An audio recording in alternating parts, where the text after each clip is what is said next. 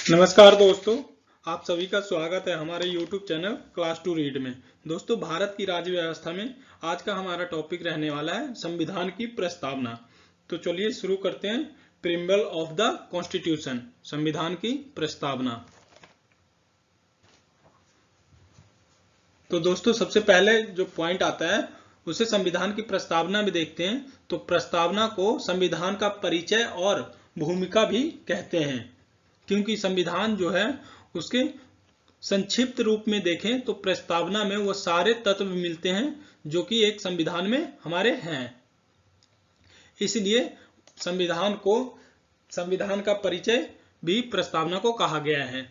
अब आइए आगे देखते हैं। तो प्रस्तावना जो है दोस्तों, पंडित जवाहरलाल नेहरू द्वारा 13 दिसंबर 1946 को उद्देश्य प्रस्ताव के रूप में संविधान सभा में प्रस्तुत किया गया था, जो कि संविधान सभा द्वारा 22 जनवरी 1947 को स्वीकार कर लिया गया था। इसी को संविधान की प्रस्तावना कहा गया है। आगे देखते हैं। तो जो हमारे संवैधानिक विशेषज्ञ थे N.A. पालकीवाला, उन्होंने इस प्रस्तावना को संविधान का परिचय पत्र भी कहा है। तो दोस्तों, सीधा सीधा प्रश्न पूछ सकता है कि किन्होंने प्रस्तावना को संविधान का परिचय पत्र कहकर पुकारा है। तो वे थे N.A. पालकीवाला ने। इसी तरह से देखते हैं दोस्तों, प्रस्तावना में 3 प्रकार के न्याय को शामिल किया गया है। वे न्याय कौन कौन से हैं? तो सबसे पहले तो है सामाजिक न्याय, आर्थिक न्याय और राजनीतिक न्याय। ये 3 प्रकार के न्याय हमारे प्रस्तावना में दिए गए हैं, जो कि भारत के नागरिकों के लिए दिए गए हैं। दोस्तों, ये सामाजिक, आर्थिक और राजनीतिक न्याय की बात करें तो जो कि रूस की क्रांति 1917 में हुआ था, वहीं से इसे प्रस्तावना में ऐड किया गया है। अब आइए आगे देखते हैं। तो प्रस्तावना में स्वतंत्रता, समता और बंधुत्व, इन्हीं वाक्यों के आदर्शों को फ्रांस की क्रांति 1789 से 1799 के बीच में जो फ्रांस की क्रांति चली थी, वहीं से इन्हें प्रस्तावना में ऐड किया गया है, जो कि स्वतंत्रता, समता और बंधुत्व है।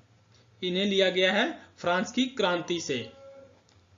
अब आइए आगे देखते हैं। तो प्रस्तावना में जो स्वतंत्रता मिलती है हमें, वह मिलती है विचारों की, अभिव्यक्ति की, धर्म की, विश्वास की व उपासना की। इस प्रकार की स्वतंत्रता हमारे प्रस्तावना में चर्चा की गई है। इसी तरह से प्रस्तावना के बारे में आगे देखते हैं।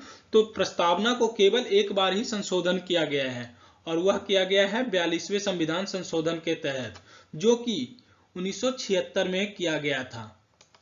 जब दोस्तों ये 42वां संविधान संशोधन हुआ था, जो कि एक बार और अंतिम लास्ट बार संविधान की प्रस्तावना को संशोधित किया गया था, उस समय 3 शब्दों को प्रस्तावना में जोड़ दिया गया था, जो कि समाजवादी, धर्मनिरपेक्ष और अखंडता जैसे ये 3 शब्द 42वें संविधान संशोधन के तहत प्रस्तावना में जोड़ा गया था।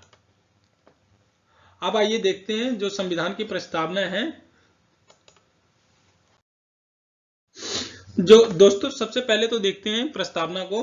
तो शुरुआत जो होता है, हम भारत के लोग से भारत को एक संपूर्ण प्रभुत्व संपन्न, समाजवादी, धर्मनिरपेक्ष, लोकतांत्रिक गणराज्य बनाने के लिए। दोस्तों, यही समाजवादी, धर्मनिरपेक्ष और बंधुत्व, ये 3 शब्द 42वें संविधान संशोधन के तहत जोड़े गए थे, जो कि 1976 में किया गया था। इसी तरह से देखते हैं दोस्तों, तो सामाजिक, आर्थिक और राजनीतिक न्याय, ये 3 प्रकार के न्याय की चर्चा प्रस्तावना में मिलती है। इसी तरह से 5 प्रकार के स्वतंत्रता हैं। देखिए कौन कौन से। तो वे हैं विचारों की स्वतंत्रता, अभिव्यक्ति की स्वतंत्रता, धर्म की स्वतंत्रता, विश्वास की स्वतंत्रता व उपासना की स्वतंत्रता।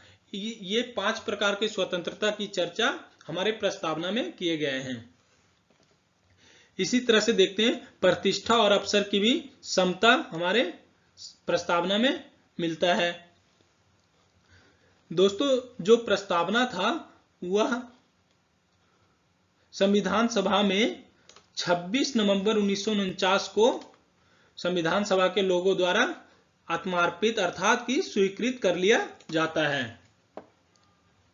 तो दोस्तों ये याद रखेंगे 26 नवंबर 1949 को ही संविधान सभा द्वारा संविधान को भी स्वीकृत किया गया था, अपना लिया गया था। तो धन्यवाद दोस्तों, आज के वीडियो में इतना ही। कृपया करके चैनल को सब्सक्राइब, लाइक एंड शेयर करें। Thank you.